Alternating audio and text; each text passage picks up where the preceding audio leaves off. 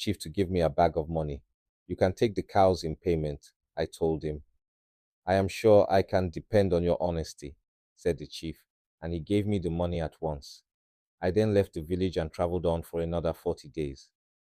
At last, I arrived at a city called Sabri, where the people had never been taught to read and write. It was the town of fools. I went to the chief's house and told him that I was a teacher of Islam. Where from? He asked. From Arab countries, I answered. I then said that I would like to stay in this town. I knew from a dream that the people there were very good, I said. In the dream, I learned that I must teach them about Islam.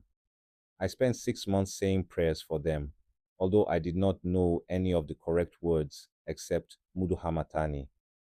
All the children of the town were brought to me so that I could teach them. After a few days, all the children had learned the word Muduhamatani. They used it in many different ways to show joy, alarm, and so on. After I had been there for about 7 months, a real Malam, the Malam Zok, arrived in the town.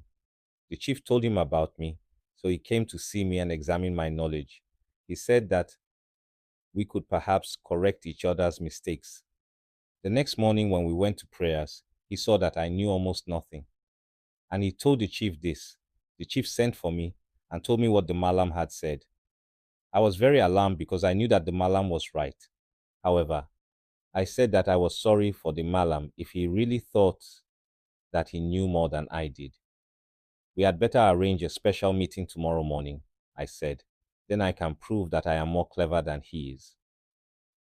The next morning, all the people in the town came to the chief's palace. I was already there. Soon 3 boys came towards us, carrying heavy Arabic books. I asked them where they came from. They replied, "We come from the house of Malam Zoke Dan Muhammad, the Great." A few minutes later, the Malam Zoke himself arrived. The chief and all the people were looking at us. I greeted him and asked him why he had so many books. "They are all books of learning," he answered. "Do you mean that you are trying to prove your great knowledge and yet you still have to study books?" I asked. The Malam looked at me and smiled. He told one of the boys to take the books away, and I asked everyone to come.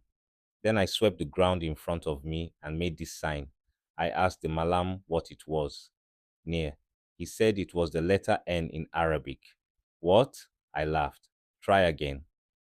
He said it was the letter R in Arabic. He then said it was the letter L. "You are quite wrong," I answered. "Whoever taught you?" He went on saying all the Arabic letters which looked like that, but I told him he was wrong every time. At last he gave up, and I asked all the people to come nearer.